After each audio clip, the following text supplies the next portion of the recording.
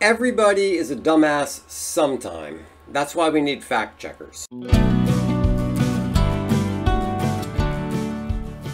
Hi everybody, my name is Greg Crable. Welcome to my daily podcast where I try to take one issue from the world of publishing and explain it in about 3 or 4 minutes.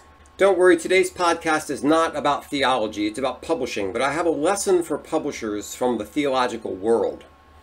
Many years ago, I was studying to be a pastor. As a consequence, I know more than a little bit about the Bible and related topics. That's way in the rearview mirror of my life, but from time to time I like to see what the boys are up to. So yesterday I listened to a podcast interview of a priest explaining various reasons why people should believe.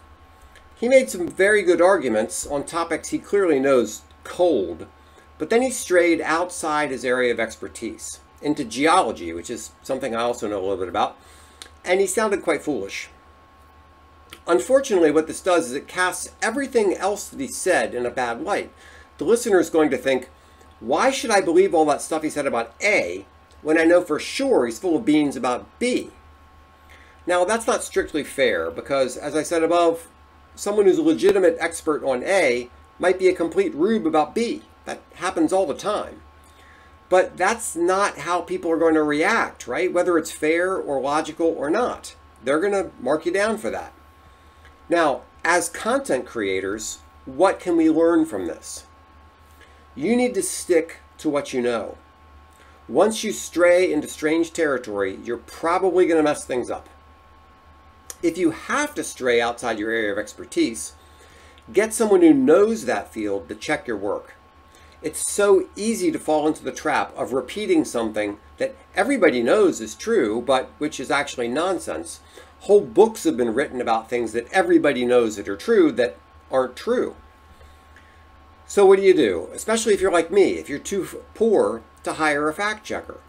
What next? Well, first, develop an acute inner epistemologist. I apologize for the $5 word, but it fits here. Epistemology has to do with the nature of knowledge and whether you're justified in believing something. When you're tempted to make a factual claim, ask yourself why you believe it. What grounds do you have for that belief?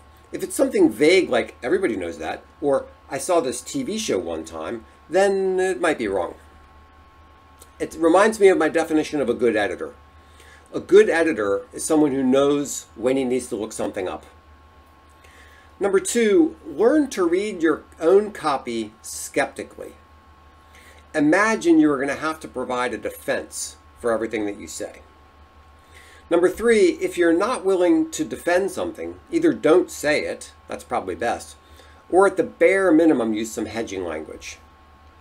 Number 4, build a network of smart people that can look over your shoulder and help you not to make a fool of yourself. It'd be better to have professional fact checkers, but if not, just have some smart people. And then finally, number 5, when you do make a mistake, own it and admit it. Everybody makes mistakes. All right, well, that's my thought for today. I hope it was helpful. If so, please subscribe, like, share, all that great stuff. And remember to visit me at crablegroup.com or give me a call. I'd love to chat with you. Thanks so much.